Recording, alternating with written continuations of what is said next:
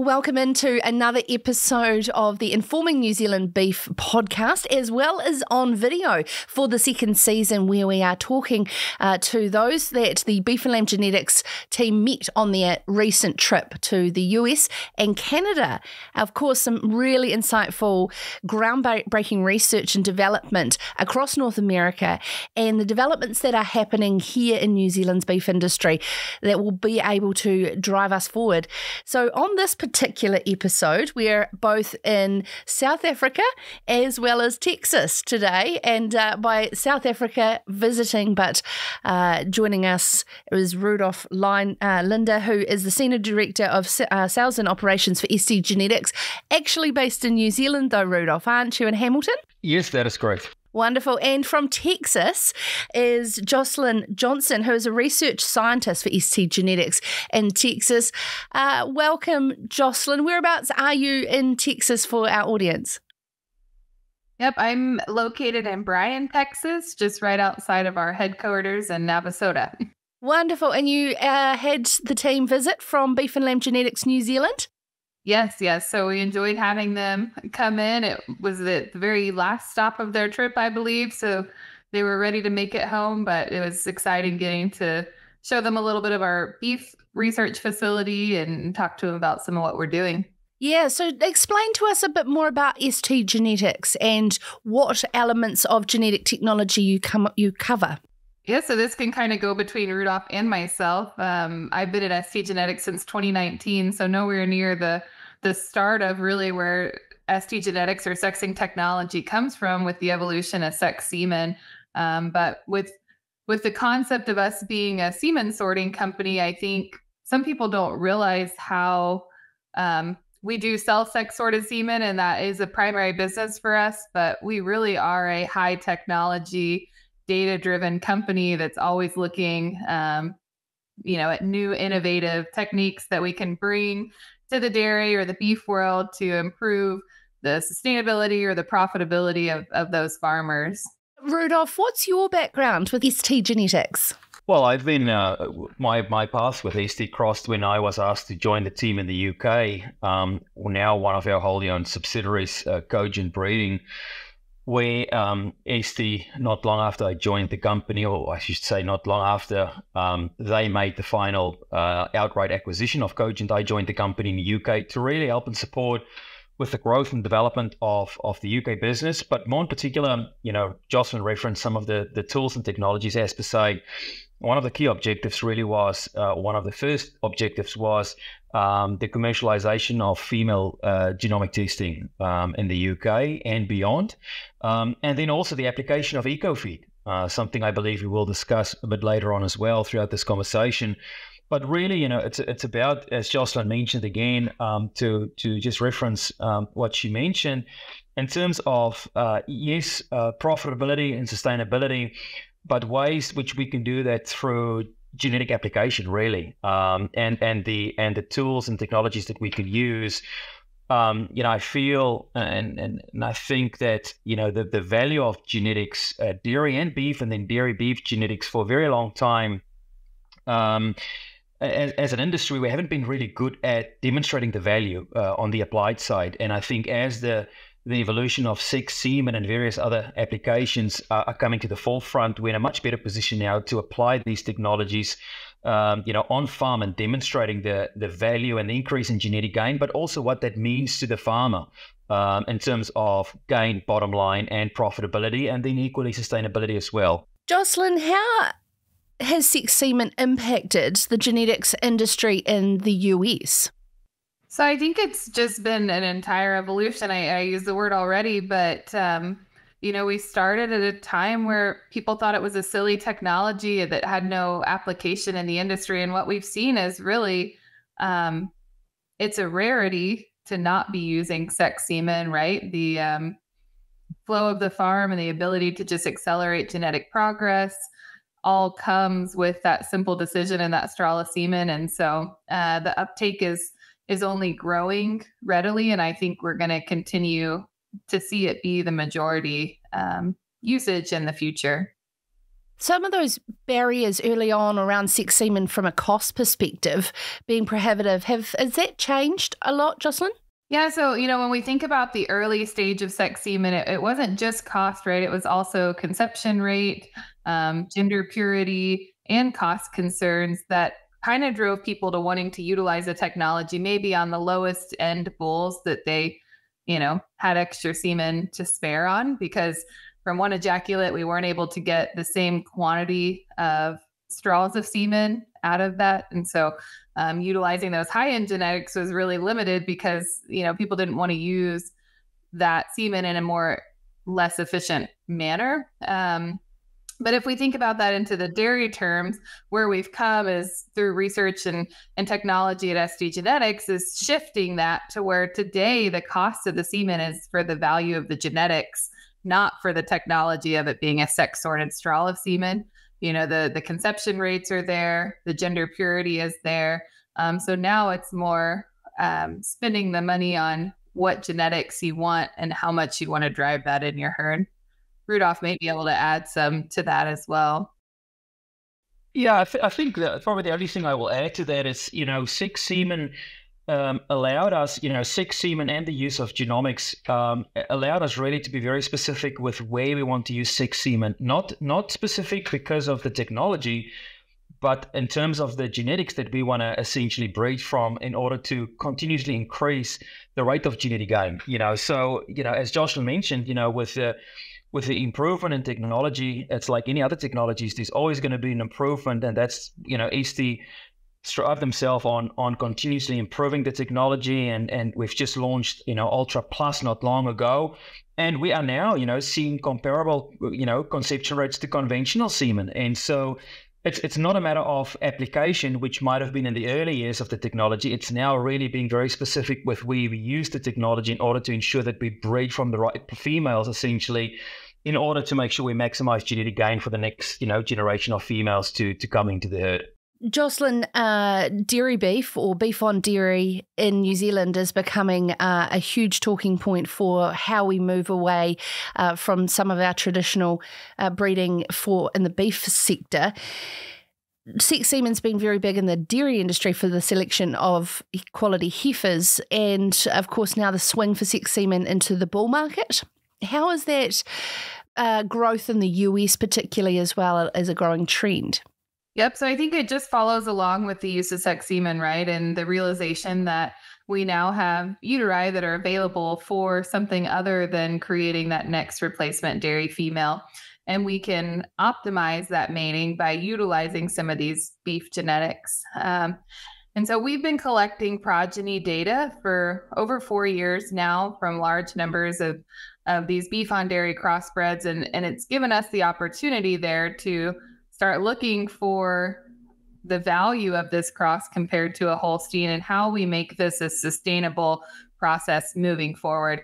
I think in the US, the Holstein steer is not coming back. The market is fantastic right now for beef on dairy calves. And at some point that's going to ease off as the beef cow herd numbers come back. And so they're maybe aren't going to get the same dollar value they're getting today, but all of the economics and the sustainability message around this beef on dairy crossbred is there to stay. And I think we have a few things that we need to tweak and kind of work out and making it optimized, but definitely have seen a big shift in the US industry.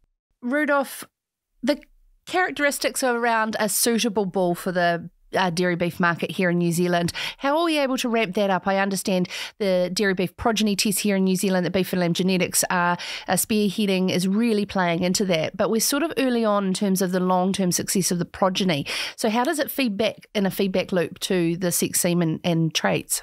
Well, I think, you asked Jocelyn about trends earlier. And, we've seen a record 320% growth in male sexed beef usage in the US in the last couple of years. I mean, that is just phenomenal. We continue to see dairy units declining. And so with reference to your question, sex semen female usage is continuously increasing, and it's now representing about 49% of the all units going onto dairy farms in the US. And as I mentioned, the beef on dairy, as in male sex beef, is now represented over 500,000 units, and it's growing excessively. It's probably one of the fastest growing categories.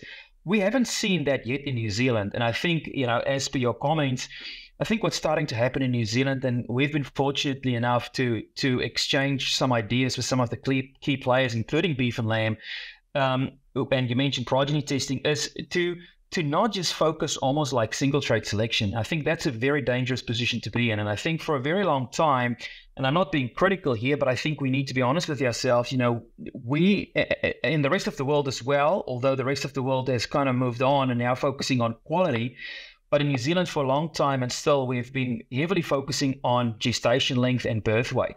And yes, there's a correlation, but what we have seen through all of our progeny testing around the world as well, and various of our other progeny testing schemes, is, yes, shorter gestation is important, but where's the balance, question mark, between short gestation, lower birth weights, and not compromising quality? Because I think if you think about the key role that, dairy beef or beef on dairy calves and that F1 cross is starting to play in the supply chain, we are going to come under significant pressure there as well, as far as I'm concerned, because we're going to have to start focusing on quality with a balance in terms of what's important to the dairy farmer, which, yes, is days in milk and equal to gestation length for the beef bulls that we would want to breed and then recommend. But I think, let's not confuse birth weight with easy calving. We can breed heavier, and we have seen this very, very thoroughly through the projects that we've managed. We can breed progeny of acceptable birth weight to the dairy farmer that represents a really good quality calf to the supply chain as well. And I think that's where, we will continue to work with the likes of beef and lamb and other, industry partners to contribute to those conversations and look at genetics, not just resident in New Zealand, but equally abroad, from potentially the wider progeny testing schemes that we have facilitated and participated in, to see what we can contribute from a genetics, but equally from a resource perspective, to aid in some of those decision makings. There's so much that's going to play out in this because, low birth weight to high growth rate hasn't been something that's been a selection decision for dairy farmers because they haven't seen that themselves and integrated within their system. Some really incredible things to be able to follow along on what we can learn is happening, particularly, say, Jocelyn, in the US. How are dairy farmers weighing up those decisions when now they are really focusing on beef on dairy as another opportunity in their business? Yeah, so I think, we have testing systems in the UK and in the US and, obviously have hands in different markets. And what we see in the US that kind of differs from those other markets is maybe in the beginning, the concern from the dairymen was cheap semen that gets my cow pregnant and, we don't have issues calving and excessive pregnant days. But it's really shifted, I think, with the realization of how variable the net profit opportunity is from these different sires, to where what we've really seen a shift to is really pushing on those terminal traits. And, especially for breeds like Angus that have already been selecting for things like calving ease and so forth a lot in the past, we don't really come across many bulls that are problematic going into the dairy. And so we identify those bulls and we remove them from the program as soon as they come. But really what our dairymen are looking at, or maybe what their customer who's buying these calves are looking at and pushing for them to breed on, is those terminal traits. So we want an animal with high feed conversion that has a lot of pounds of carcass in a short number of days. And then in our market, we also favor that quality. So we want those high choice, high prime quality grades going in there. And so that's really kind of shifted over the last, 5 years of this. Really, when it started ramping up in the US, was shifting from a concept of only focusing on those dairy traits to now most of the focus is on that terminal side. And of course, feed efficiency, Jocelyn, was a huge part in that play. I understand that the tour group was really fascinated with how you are measuring feed efficiency at ST Genetics in Texas. Yeah, absolutely. So, definitely we pride ourselves on our phenotyping abilities within ST Genetics. So in order for us to make good information, we need to collect accurate phenotypes. And so my background, actually, I came from a master's and PhD where I was doing a lot of feed efficiency testing. And that's kind of where I came and fit in, was to take over our eco-feed program that we call it. And part of that program is phenotyping. So collecting that actual individual animal feed intake on our Holstein and our beef on dairy and straight beef populations, so that we can actually dig in and find that efficiency. We know that in any given pen of animals, there's generally a 20 to 25% variation in that true feed conversion that we find. So we have two animals gaining the same amount of weight and one's consuming 20% less feed. And that has such huge implications for, the profitability, right? Our being able to stay in business and continue to make money, but also from the environmental side of things and how that relates to that methane output and carbon footprint of these cattle, that I think we'll probably touch on a little bit later, but all of that comes in. And so we've been collecting data for over 12 years now for feed efficiency, and we phenotype over 2,700 animals a day for feed intake to get that measurement. Rudolph, I know there'll be beef farmers that are listening going, in a US context, feedlot situation, it is easy to measure and manage feed efficiency and optimization of that.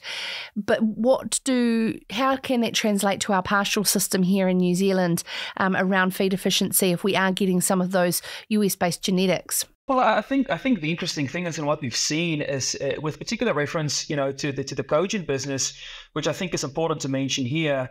A lot of the progeny and embryos that we are testing, or subsequent progeny, from embryos that we're testing in the UK, with already well-established integrated supply chains with the likes of Marks and Spencers, et cetera, a lot of that are actually from US origin, where predominantly they are finished on a grass-based system in the UK, which is really interesting. So I think what we've seen and what we've learned, although there's, like you say, it is very difficult to measure feed conversion efficiency on animals in a pasture-based or grazing environment, I think what we can say is there is for sure a correlation between the feed conversion efficiency of an animal in a more intensive feeding system with comparable an animal on a grazing system. Exactly what that correlation is the question mark, I think. But what we've seen is, in terms of days to slaughter, there was quite a significant difference with the animals that is of US origin, particular Angus in the UK, that's been finishing, for that particular Marks and Spencers contract, which are all Angus out of Holstein cattle. Days to slaughter is quite significant.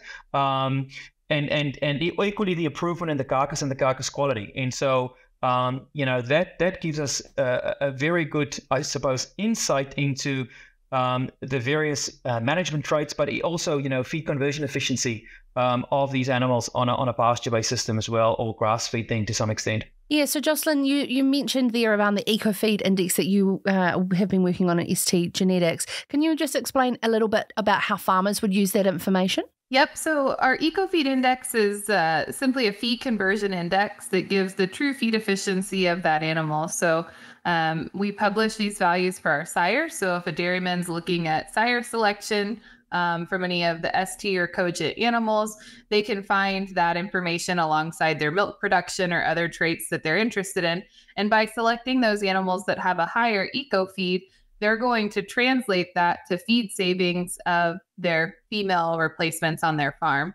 And the same thing goes for that beef on dairy mating. We provide those eco-feed scores on our beef bulls that are in our beef on dairy program. And so same thing. So selecting for a higher eco-feed is going to give them more feed efficient progeny, which means those animals are going to consume less feed while maintaining that level of production. And like Rudolph mentioned earlier, we never want a single trait select. We can get into very dangerous situations, right, if we go down that path. But really, eco-feed is not correlated with those other production traits. And so what we can do is select for all of the traits that are already important to a farm, so whatever that is on a dairy, and just incorporate eco-feed within that selection program. And then that kind of ties to what he was also saying on the beef on dairy side, where days on feed is a big factor. Feed efficiency within each of those days is very important, but the biggest driving factor is just how many days are they actually there and consuming feed to get to that end target weight. And so being able to incorporate eco feed with traits such as carcass weight or growth traits and marbling traits and so forth allow us to get those animals that are the most efficient and doing it with the best productivity and other production traits that we're interested in. Rudolph, I mean, environmentally here in New Zealand, around the reduction of methane emissions without having to reduce livestock numbers is huge, both for dairy and beef breeders. And so, I mean, we've talked there around feed efficiency being a huge part, but that days to slaughter, because pasture-based New Zealand beef industry needs to have a narrative against grain-fed beef, doesn't it, in terms of that days to slaughter, so just holistically wrapping this up, right across all of the technologies, if you've got New Zealand beef breeders listening, dairy beef farmers, finishers, right across the spectrum of the supply chain, what is coming at us in the next 5 to 10 years in the development of these technologies where this is going to become even more and more important? Well, I think if you just look around us to start off with, think about what's happening in Europe, look at what's, driven by probably an important comment I should make is look at the influence, and I don't wish this upon anyone, don't get me wrong, but I think it's a matter of reality and looking what's happening in other markets as well. The influence of the milk processor. If you look, for instance, what's happened in the UK, what's largely represented to, if you think about sex semen, just to take a step back, the application and adoption of sex semen in 2012 was 12.3% in terms of total usage on dairy farms. We're currently sitting in the UK, as we speak, we're sitting, sex semen represented 70.5% of all semen being used on dairy farms. 70.5%. That is quite significant. I mean, that is even higher than in the US domestic. And then, if you look at what's happening, on beef is sitting now around 48% in terms of dairy beef usage on dairy farms in the UK. So all in all, there's the place for dairy conventional semen is almost completely eliminated. It's a very, very small, percentage that's contributing to overall usage on dairy farms in the UK. What's coming at us from a beef and a dairy beef perspective? I think what's going to start to happen is, with reference to seeing what's happening in overseas markets as well, as methane, and we see that in our political environment as well. Not that I want to make this a political discussion, but I think it's relevant. And again, we just need to look what's happening around us. And there is going to be pressure on us. And I say us, because we see us very much as part of the primary industries to help with solutions, to help with sustainability, and aid in the tools and the technologies that we develop to drive profitability at a farm level, and to manage stock numbers but not decrease output, but in fact decrease stock numbers potentially and increase output and the quality of the output of the product that we deliver, at the same time where we can produce more environmentally sustainable products. And we spoke about eco-feed, but there's other benefits which we recently discovered which contribute significantly as well. And there was the big question about, well, we knew methane was going to have an impact, a positive impact, and now we have statistical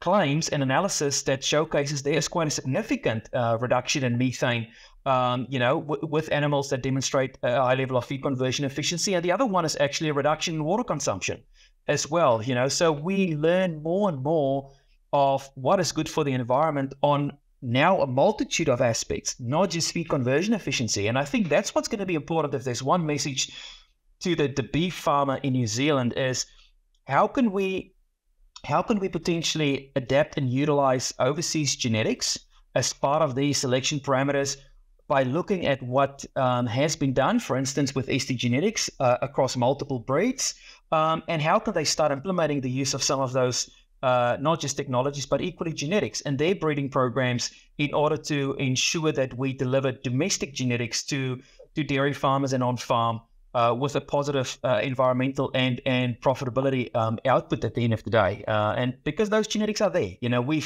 we are doing the hard yards as we speak, across multiple testing platforms in multiple countries. So I think it's really time for collaboration. with industry bodies. And I suppose the last comment is, we are there to support and to help, and it's not about selling genetics. It's really about looking what works in various markets and how we can fulfill those market requirements, knowing what we know and how we can support that. Thank you so much to both of you. A really fascinating conversation. That's Jocelyn Johnson from ST Genetics, based out of their headquarters in Texas. And based here in New Zealand is Rudolph Linde for ST Genetics. Some fantastic insights there around globally where things are and where New Zealand's beef on dairy or dairy beef can definitely leverage off the genetic technologies and progress that is happening globally around the world. You've been listening to the Informing New Zealand Beef podcast. And of course, please stay tuned as we head across North America in season 2 to meet those that our Beef and Lamb Genetics team met in their trip in July of 2023 to be able to share with you in a wider context the groundbreaking research and development in the world of beef genetics. Have a wonderful rest of your day.